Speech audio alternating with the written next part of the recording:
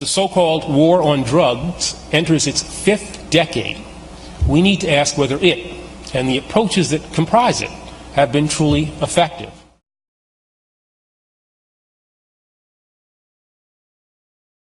Some of Chairman Conyers' most deified people, his heroes, and mine too, jazz musicians, in the 30s were known to smoke marijuana. And Harry Anslinger started a war on marijuana which was not illegal up to that time, but it was known as something that was basically smoked by or referenced to Hispanics and African Americans, and they made this war on marijuana. There are more people committing crimes in certain neighborhoods that often are black neighborhoods than in white neighborhoods. And for what? We have 2.3 million people behind bars, the largest prison population in the world in hard numbers. The foundation for racial profiling today in this country is the drug war. And the drug war just doesn't work anymore. There's not one piece of it that works. We have more drugs in our community than ever before. It's very costly, 4 decades, $1.3 trillion. Our prisons are bursting at the seams, mainly with black and brown people. We need a change, and it's time for the president to lead on this one. That while the prosecution of drug traffickers remains an important priority, the president and the administration believe that targeting individual marijuana users, especially those with serious illnesses and their caregivers, is not the best allocation of federal law enforcement resources. In June of 1971, President Richard Nixon declared the war on drugs. This was a brand new front in a brand new kind of war. No foreign enemy, no deep injustice. The war on drugs is actually a war on the very people it should have helped. We are out there enforcing morality when we enforce drug laws, and that is not our job. We were not trained to do it. We are not capable of doing it. And if anything else, you see the failure of it. We've been doing this for over 40 years since Nixon kicked it off, and the drugs are more available, purer quality, and cheaper than they've ever been before on the streets of America. And we've had 40,000 deaths in Mexico in the last 5 years fighting over this drug trade. Plus, we've destroyed more lives than the drugs have by incarcerating people and hanging felony convictions on them and denying them college educations, denying them jobs for no good reason. And one other thing I want to point out, just in case people think that if we do it hard enough, this is actually going to be doable to make drugs go away. We have the largest prison system on the planet. And I would like to point out one of the most efficient prison systems on the planet.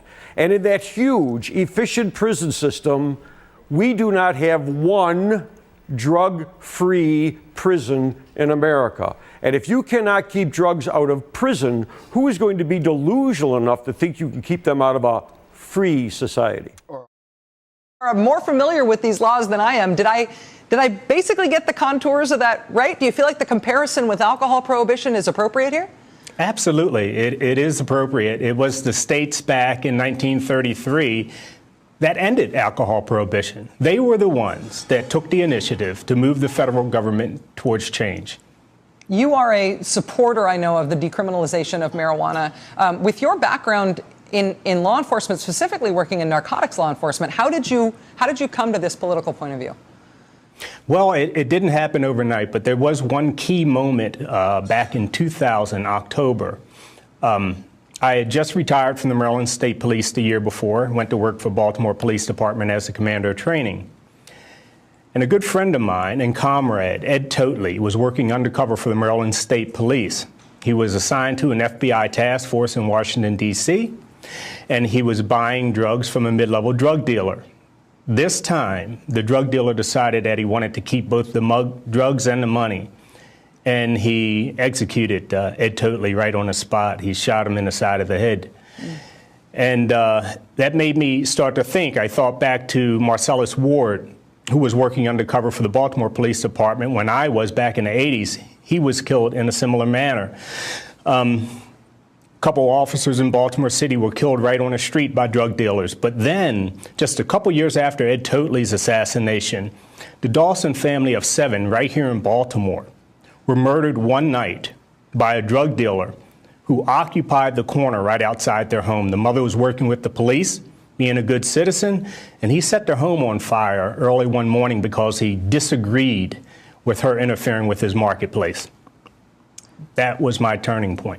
How do you make the case that decriminalization would get rid of that sort of horrific violence? Well, let's be clear, not decriminalization, because all that does is remove the criminal penalty from possession. You still would have your illicit trade, the drug dealers on the street, the cartel in Mexico. Legalization with regulation and control is what we want to do. We want to remove this completely from the hands of criminal gangs and the cartel.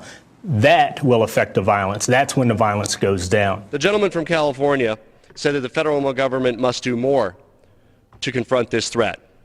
I would submit that the federal government can do more by doing less. My home state of Colorado, the gentleman's home state of California, many other states have legalized and allowed for the medical use of marijuana, the production of marijuana in a regulated capacity. The American public is split, and a number of states continue to consider legalization for other uses as well. But as long as it remains illegal, and as long as there is a market demand, the production will be driven underground. No matter how much we throw at enforcement, it will continue to be a threat not only to our federal lands, but to our border security and to our safety within our country. You believe that we're looking at sort of an Al Capone kind of scenario with drugs and prohibition. Could you explain that? Well, I think there are a lot of parallels between the situation that's going on today and the situation that took place during Prohibition in the United States. Having made alcohol sales illegal to the public, what happened was that the criminal organizations got a hold of the business, not only of that business, but a lot of other businesses related to illegality. And it wasn't until Prohibition was repealed and alcohol sales were legalized, controlled, taking care that they weren't sold to minors and so on, that it was easier to get rid of these criminal gangs. When was the last time you heard of a drug dealer carting a kid? If you really want to get this out of the hands of kids, you have to have control over the market. And if somebody's going to smoke a joint in their house and not do anybody else any harm, then perhaps there are other things that our cops should be looking at to engage in and try to clean up some of the other problems that we have in society that are appropriate for law enforcement to do, and not concentrate on such a, relatively speaking, minimal problem that we have in the country. So this is not a great, a huge radical idea. It's something that was legal for a long, long time, and the war against marijuana causes so much hardship and accomplishes nothing. So I would say that marijuana, as far as causing highway problems, is minuscule compared to alcohol, and yet we knew prohibition of alcohol was very bad. So this is just getting back to a sensible position on how we handle difficult problems. Well, I'm a lifelong Republican, and as a mother of two, I believe we as a party have failed to uphold our commitment to individual rights and responsibility. If somebody wants to smoke marijuana, or if they want to consume too many cheeseburgers, that's their right. And I, as a taxpayer, don't think I should have to fund a prohibition against that behavior, nor should I be responsible for the repercussions that come upon that person personally. Should the police be breaking down doors with military equipment and shooting dogs and terrifying children in order to look for a minuscule remnant of marijuana in somebody's pipe in their bedroom? Obviously not. We should legalize freedom of choice. A government can't protect individuals from themselves. We can aim to protect against harm against each other, but not what we do for or against ourselves. Everything that people say about marijuana and other drugs could apply to alcohol. Alcohol is the deadly drug, cigarettes. It's just a useless battle. I think the most magnificent thing was when they woke up one day and said prohibition of alcohol was an insane policy, and we're waking up right now. Just think of all the nullification about marijuana laws now, and the left is with us on that. Just nullify all those laws. The drug testing industry is another one that's cashing in. The alcohol industry Private prisons and drug rehabs are all reeling in the dough over the war on drugs. The war on drugs isn't stopping people from doing drugs, as you just said. Instead, what it seems to be doing is just packing our jails with more people on even minor drug violations. And of course, who is benefiting from this? As you mentioned, the private prison industry. Definitely. Can you talk a little bit about how they are benefiting from having people locked up?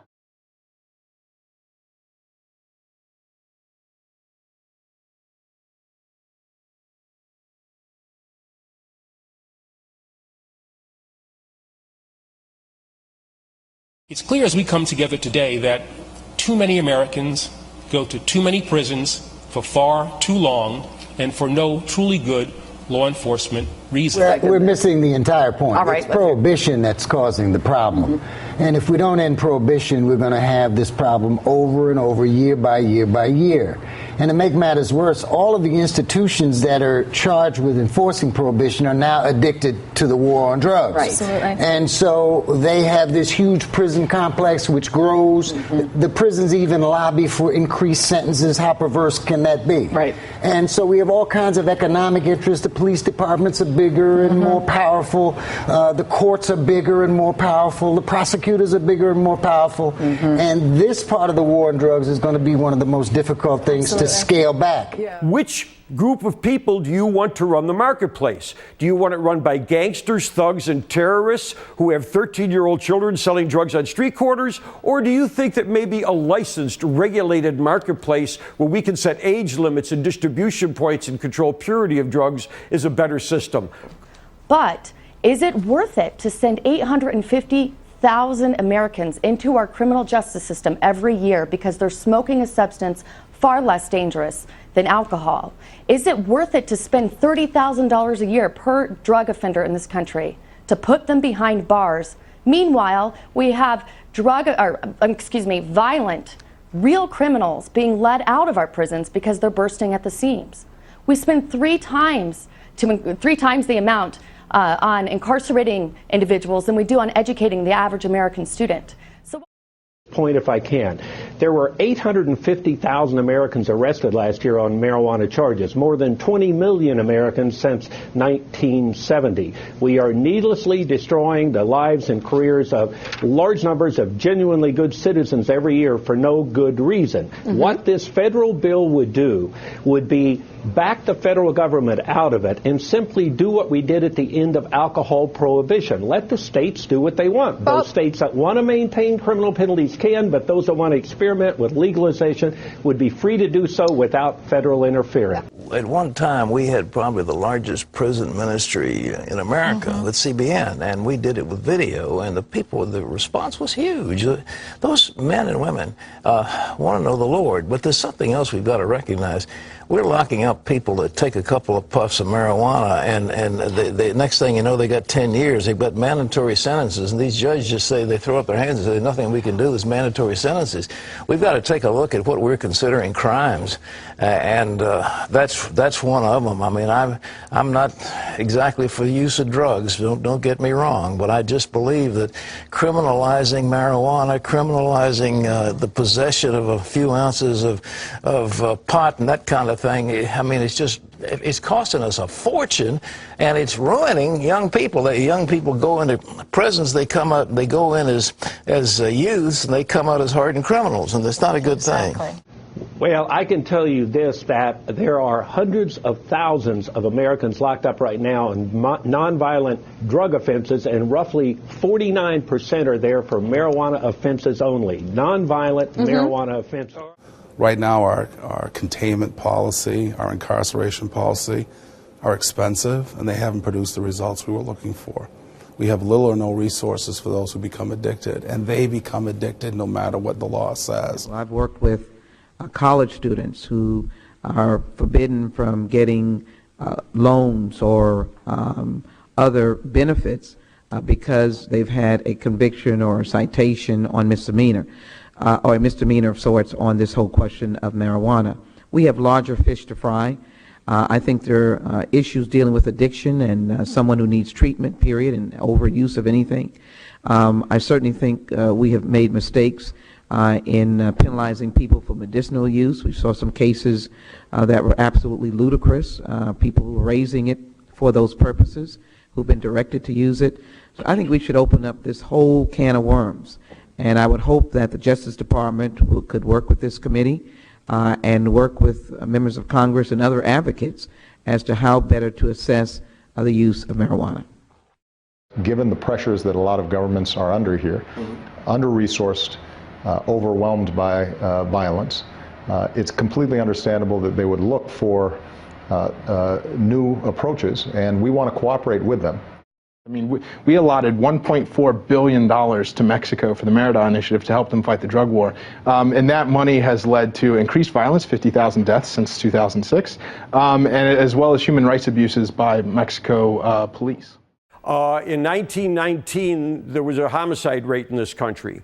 We instituted alcohol prohibition in 1920. The homicide rate in this country climbed every year until it peaked in 1933 when we legalized alcohol. And by 1937, the homicide rate in America was back down to the level it was at before alcohol prohibition started. And I want to point out one other thing about 1937. That was the deepest, darkest period of the Depression in this country. So there was a lot of angry people, but they weren't killing themselves anymore because we took the product away that they were killing themselves over.